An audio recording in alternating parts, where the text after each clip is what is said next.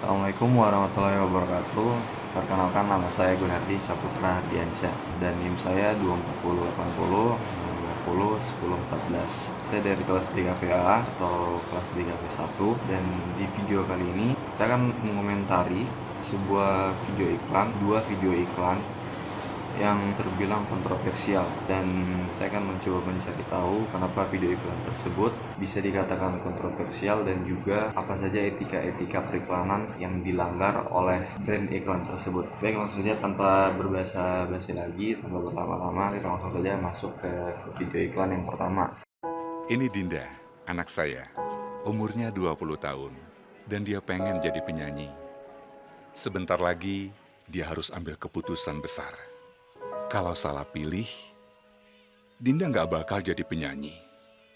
Dia nggak akan ketemu teman-temannya, ibunya, atau saya lagi.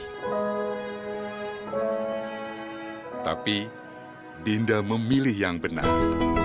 Apakah biker lulus pelatihan? Apakah dokumennya lengkap? Apakah motornya dirawat secara rutin? Dengan Grab, jawabnya selalu ya. Karena Anda tak tergantikan. Baik teman-teman, seperti yang teman-teman lihat dalam video iklan ini itu ada hal-hal yang terbilang cukup kontroversial, terutama bagian pertama tadi ketika si Dinda ini jalan. Dinda itu kan ketika jalan badannya itu berdarah-darah. Nah, konten-konten yang dimasukkan pada video iklan yang pertama ini itu lumayan terbilang sadis dan tidak pantas ditampilkan pada kalangan-kalangan umum, apalagi di seperti siaran televisi umum yang dimana penontonnya bukan cuma orang dewasa semua, tapi ada anak-anak juga. Jadi tidak pantas sebaiknya anak-anak melihat konten-konten seperti itu, karena bisa jadi akan membuat anak-anak tersebut menjadi trauma. Dan yang selanjutnya, hal yang menjadi kontroversial dalam video iklan ini tuh ada di bagian ojek pengkolan. Ini merendahkan profesi orang lain sebagai ojek pengkolan. Kenapa? Karena ketika dia berjalan itu kan badannya tuh seolah-olah berdarah. Nah, ketika ditawari ojek pengkolannya si Dindanya tuh nolak dalam masih keadaan berdarah-darah. Nah, ketika dia memilih untuk memesan ojek online, tiba-tiba tuh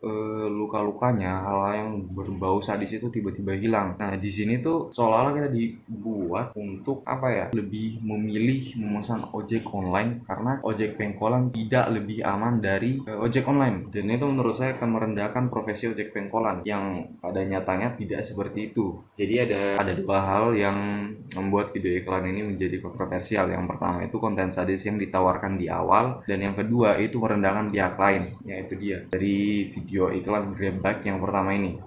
Dan untuk sanksi pada iklan ini bisa diberikan pemblokiran atau penghapusan video iklan.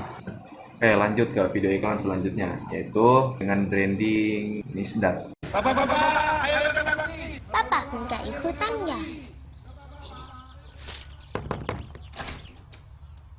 Papa yang mana? Papaku Sedang banget. Padahal ada mie sedap kok. Bapak hidup lagi. Yuk. Soal rasa, lidah nggak bisa bohong. Mie sedap. Oke teman-teman semua, seperti yang teman-teman lihat pada video iklan kedua ini yang memamerkan branding sedap, salah satu brand mie instan terbesar di Indonesia. Di situ dilihat pada video bahwa di awal ada seorang anak dan bapak yang sedang berduduk-duduk, sedang santai. Terus tiba-tiba ada Pak RT yang sedang mengajak warga-warga di sekitar untuk mengadakan kerja bakti. Nah, ketika mengadakan kerja bakti, si bapak ini menolak untuk kerja bakti. Nggak tahu alasannya apa juga. Nah, ketika Pak RT mendatangi si bapak ini tuh berbohong. Dia nyuruh anaknya untuk bohong. Apalagi bohongnya soal kematian. Dia bohongnya bapaknya mati karena dia itu nangis gitu. Namun ketika Pak RT ini bilang kalau misalnya kerja bakti itu makanya nanti pakai Indomie, nanti makanya nanti pakai mie sedap, bapak itu langsung seolah-olah ngeprank, tiba-tiba pura-pura hidup lagi. Ya terus iklannya habis. Oke, di sini ada memang ada beberapa masalah, terutama yang paling kentara menurut saya itu di anak ini yang ketika berbohong, apalagi soal kematian, yang dimana hal itu merupakan hal yang cukup sensitif bagi beberapa kalangan untuk menjadikan kematian sebuah komedi. gitu. Dan yang kedua, oh ya, ajakan kerja bakti tadi sebelumnya kan ditolak sama bapaknya ini. Nah, itu juga adalah salah satu hal yang tidak pantas untuk diikuti dalam menampilkan sebuah branding iklan. Jadi itu hal-hal yang menurut saya kontroversial dalam video iklan tersebut. Yang pertama, anaknya yang berbohong soal kematian. Yang kedua, menolak ajakan untuk bersosialisasi dalam kerja bakti.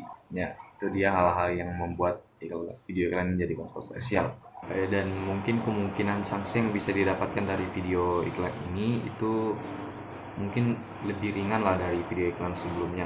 Mungkin video iklan ini cukup diberi peringatan tanpa perlu di-ban mungkin, karena masih banyak orang yang menganggap hal-hal ini sebagai komedi, walaupun ya emang tidak wajar sih seharusnya kalau misalnya kita bercanda soal kematian. Baik, sekian. Oke, sekiranya itu saja untuk komentar yang bisa saya berikan terhadap dua video iklan tersebut. Semoga teman-teman dapat memahaminya dengan cara yang baik, dan juga mohon maaf apabila ada kata yang saya salah. Dan ya, wabillahi taufiq wal hidayah. Wassalamualaikum warahmatullahi wabarakatuh.